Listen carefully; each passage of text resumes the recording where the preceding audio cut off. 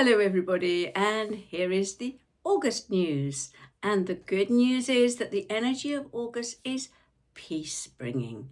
It doesn't matter what's happening in your family or in the world, Source is sending a frequency of peace to those parts of the world where people genuinely want peace.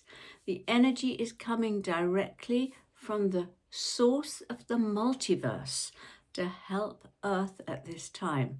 Now, even if you live in a place that's not attracting the peace frequency, you can call it in yourself and for your family and your neighborhood with intent. Same with communities. If you live in a community where there's a genuine desire for peace, this energy will automatically radiate to you. If you're not in one such community, you can call the life-saving light to you. And this energy is flowing into the world throughout August, the whole of August. Now, the aim of this energy is to place a fire blanket over certain places where fires have broken out. In some places, those conflict fires will be too big for the blanket to prevent them. However, the compassionate source of oneness is sending this to help our planet now. The vibration will make some warmongers feel so uncomfortable that they will leave the planet. And the energy has one purpose, which is peace on Earth. And of course, August the 8th, 8/8 is Lionsgate. The Lionsgate portal opens when Sirius, Earth and the Sun in Leo align with the Great Pyramid of Giza and the Sphinx. The sign of Leo is about true positive power, using your divine masculine power with wisdom and courage. Every year, the Lionsgate portal opens between July the 26th and August the 12th, and the energy peaks on the 8th of August. 8 is a vibration that balances you, brings you confidence and good fortune. 8/8 is the vibration of your I am or monad. So every year on this date, there's a huge opportunity for monadic connection. And this year there's more. For 8 + 8 + 2026, which is 2 + 2 + 6, is 26, which is another 8. Numerologically, this Lionsgate falls on an 8-day. It's 8/8/8. So it's a particularly powerful day. Now, there are 10 levels within your monad, and this year 8/8/8 provides a boost to enable you to merge with your I am at a higher level. It'll boost your ascension. You'll not only be bathed by light codes from the sun to enable you to use your true masculine power to take action, but also light codes from Helios coming through the sun this year will enable you to fulfill your potential. In addition, light codes from Sirius will be bringing forward gifts that you've earned and that have been stored within the Sphinx. The purpose of Lionsgate this year is to activate your potential. And then on August the 12th, there's a solar eclipse marking the closing of the Lionsgate at the new moon, signifying something totally new coming in at a higher frequency. Be prepared. This is a time for the unexpected. 8/8/8 and the bounty of the universe does not end there. On this special day, Saturday the 8th of August, a special portal to Ceres, Jupiter, and the Moon opens for a week, but is most powerful on the 8th. The vibration allows you to access special energies from all three celestial bodies. From Ceres, a golden nurturing energy, from Jupiter, a healing quality, and from the Moon, divine feminine caring. Now, nurturing, healing, and caring together enter your higher heart and bring divine safety that brings and builds confidence, optimism, and the ability to face the world with strength. Yet it's not a day to be quiet. It's one to breathe in those qualities of nurturing, healing, and caring, and use them as a stepping stone to take your plans out into the world with mastery and assurance. Do look in my newsletter and on YouTube for a powerful visualization to access divine masculine energies to boost your spiritual journey at this Lionsgate 888, and to access wonderful divine feminine nurturing, healing, and caring energies through Ceres, Jupiter, and the Moon. And that portal is open and active on the same day. Then the full moon. It's on Friday, August the 28th, and it's the Sturgeon full moon. And it's so called because the sturgeon fish are particularly large and easy to catch at this time of year. And this year, the energies of the full moon lunar eclipse herald a spiritual reset. So, affirm that you deserve the rewards that are due to you for the service work you've done. For many light workers who are reading this, rewards have accrued over lifetimes, and this is the important life when you harvest them. These gifts may come, or these rewards may come in the return of gifts and talents, or in spiritual upgrades, or some other form of abundance. However, my guide tells me that every single light worker reading this has padlocks on their higher hearts that are blocking the full measure of abundance they deserve. Should be reaching them but can't because of these extraordinary padlocks. And this full moon eclipse offers the opportunity to unlock the padlocks and throw them away so that the doors to divine bounty are open to you.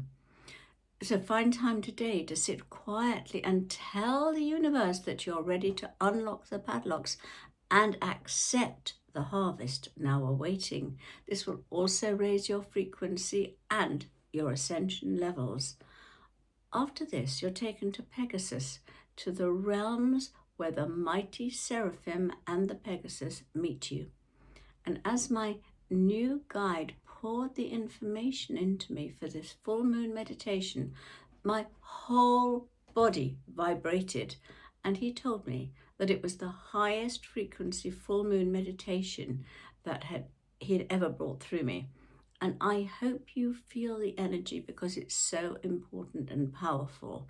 So my guide has downloaded for us at this full moon lunar eclipse an extra powerful and important full moon meditation in which you will experience a spiritual reset.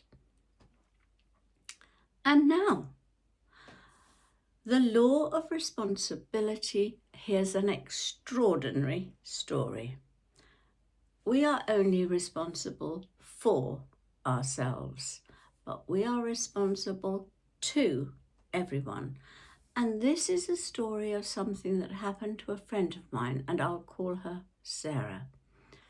Sarah's beloved dad died 2 years ago, and his house is on the market. It's a beautiful house set back in lovely gardens, hidden from the road by mature trees and a long driveway. Now, Sarah lived there throughout her teenage and young adult years, and it holds many dear memories for her. and she and her husband visit it at least once a week to make sure everything is in order while it's up for sale. One Monday morning, they arrived as usual. As they opened the door, they knew something was different. They found 2 windows had been smashed in the kitchen and a contraption set up for a quick exit. Washing was spread all over the furniture in the sitting room.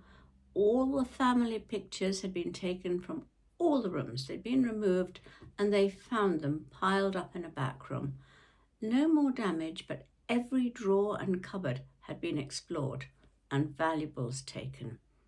In the sitting room there was a notebook containing 10 pages of numbers, which later transpired to be telephone numbers in Nigeria, Chad and other parts of Africa. And then they noticed a big new padlock had been put onto the shed door. Sarah's husband took off the shed door. Inside there were bags full of silver and goods from the house, though alas, not the missing personal items of her dad's. There were also lots of brand new expensive power tools, an unused shovel, and a bag containing, amongst other things, 2 full face masks. One was an old, wrinkled white man with a fringe of hair, and the other a bald white man, complete disguises. Neither of them had their mobiles with them, so Sarah went to phone the police from a neighbour's house. The police said they were busy and they'd come 2 days later. When Sarah returned, she found her husband talking to a man with a bicycle wearing her dad's jacket. He was also wearing gloves despite the heat wave. He'd evidently just popped out to Tesco's as the bag of shopping was hanging from the handlebars. The man, an African, was well educated and articulate. He was telling Sarah's husband that it wasn't necessarily their house, as you couldn't own anything. You can't own the trees or the wind or a house. Anyway, he eventually cycled away, still in her dad's jacket. The police did come 2 days later with forensics. Sarah pointed out that the man had popped into Tesco's so his face would be on their CCTV, as he was not wearing a mask when he cycled back to the house. And possibly a credit card would be available there too. The police said they'd follow it up in a few days, and they eventually did after 5 weeks. Sarah and her husband were so concerned and afraid the man would come back that they're still sleeping in the house and driving an hour to their own home each morning. But the story continues. The man continued to walk around the neighbourhood, quite brazen. A couple of weeks later, Sarah's husband followed him. He went to the local golf course and observed it for half an hour, and they warned the golf course manager. Sarah also went to Tesco's, where the manager was very helpful. He did indeed have a picture of the man on CCTV and a credit card with which he'd paid. It may well have been stolen. Sarah phoned the police, who noted it. They eventually followed it up 5 weeks later and issued a public notice and image to find the intruder. My guide, A, said that the man was extremely dangerous and would continue to cause much heartbreak and be a danger unless stopped. So, at a spiritual level, what is Sarah's responsibility? This is what my guide said. This man has caused much harm in the past and will continue to do so. Sarah has choices. If she did nothing, the man caused more damage to people and to belongings, then she bears karma, for she's responsible to everyone. Now that the board of karma has withdrawn, the karma would be administered by her soul. If, on the other hand, she did all that she could to get the police to take action, which she did by constantly phoning the police, then the police force in general and those police officers immediately responsible for the case bear the karma. Belonging to an organization does not absolve you from spiritual responsibility. Now, I've just received this follow-up from Sarah. She says, the police have recently taken action. Following our numerous calls and emails requesting them to find this man, they put out a public notice last week on Facebook and in the local paper with the brief story and the CCTV image of him. So, with the forensic report due soon, the credit card being followed up, although slowly, and the public release of the story and image, it looks as if we've done what we can at this stage. Interestingly, I asked my guide what the current karmic situation was. He says that Sarah has done everything that she can and bears no karma whatsoever. However, the local police force, who have not taken the matter seriously at any stage and are only reluctantly taking action now, bears responsibility, and this is spread throughout the officers concerned.